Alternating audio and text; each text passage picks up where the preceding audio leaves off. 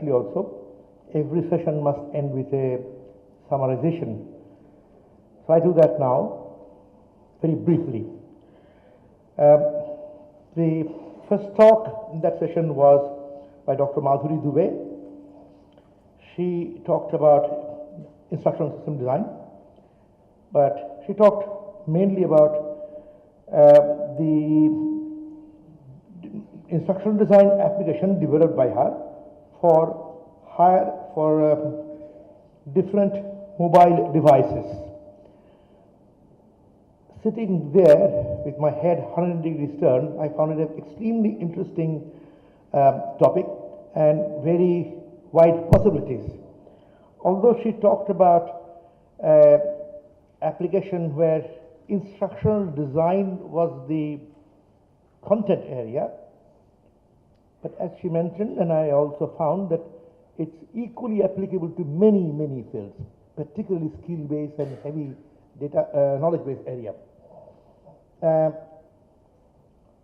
The interesting part of it is differentiation, that it is possible for an individual to go to maybe Google and search here and there, but they have to know what they want. This is all in one place. And from the audience, there was a suggestion that instead of only text, could it also be voice? And I think you agreed that this could be a good extension of that project. The next talk was by Mrs. Kalyani. Am I right? Mrs. Kalyani. And the name of her topic was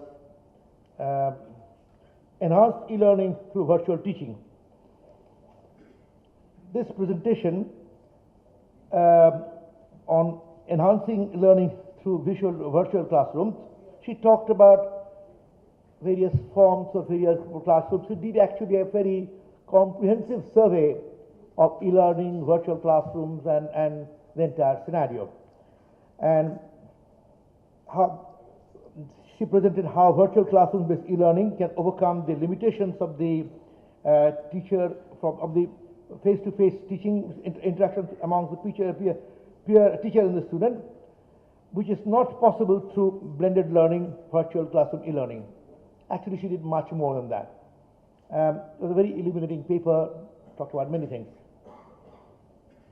The next talk was about interactive online business courses, removing distance from distance education. This was presented by not Smita Jain, who was supposed to be presenting it, but one of our colleagues. He is from the University of Memphis. What Mr. Jain talked about is the online learning is no more something which will be done in future or is being done. It's something which is already there.